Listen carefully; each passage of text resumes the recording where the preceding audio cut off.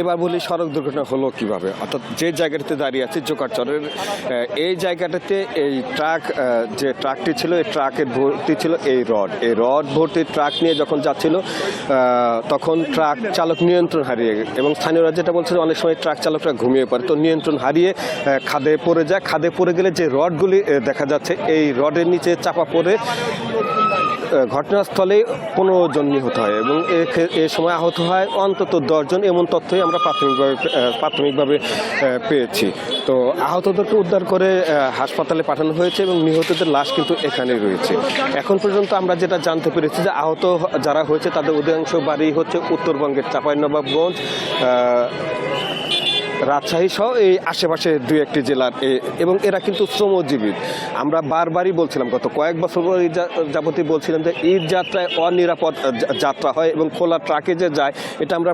প্রত্যেকটা সংবাদে আমরা বলার চেষ্টা করেছিলাম যে এই খোলা ট্রাকে করে যারা যাচ্ছে যে কোনো দুর্ঘটনা ঘটলে বড় শ্রেণীর দুর্ঘটনা হবে। এবং এই বিষয় নিয়ে কিন্তু যারা এই হাইওয়ের যিনি ডিআইজি ছিলেন তাকেও কিন্তু গত বছর আমরা বলেছিলাম যে এই যে খোলা ট্রাকে যে যারা যাতায়াত করছে এই যাতায়াতটা নিয়ন্ত্রণ করার জন্য, কিন্তু দুর্ভাগ্যবশত সেই জায়গাটি নিয়ন্ত্রণ হয়নি এবং আজকে এই ভোর রাতে 4:30 থেকে 5টার ভিতরে এরকম একটি ভয়াবহ ঘটনা ঘটলো, যে ঘটনায় 15 জন নিহত হয়েছে এবং 15 জনই কিন্তু নিম্নবিত্ত, যারা কম টাকায় এই তাদের বাড়িতে যাওয়ার চেষ্টা করছিল, তারা কিন্তু এই ঘটনার শিকার হলো। আমি এই বিষয়টি নিয়ে কিছুক্ষণ আগে কথা বলেছি টাঙ্গাইলের যিনি পুলিশ সুপার সরকার মোহাম্মদ শহীদ আলম সরকার, তিনি যেটা বলছেন যে এই ট্রাকটি নিয়ন্ত্রণ হারিয়ে রাস্তার খাদে পড়ে যাওয়ার পরে এই যে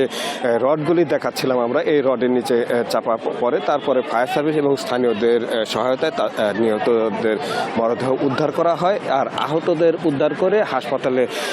পাঠানো হয়েছে।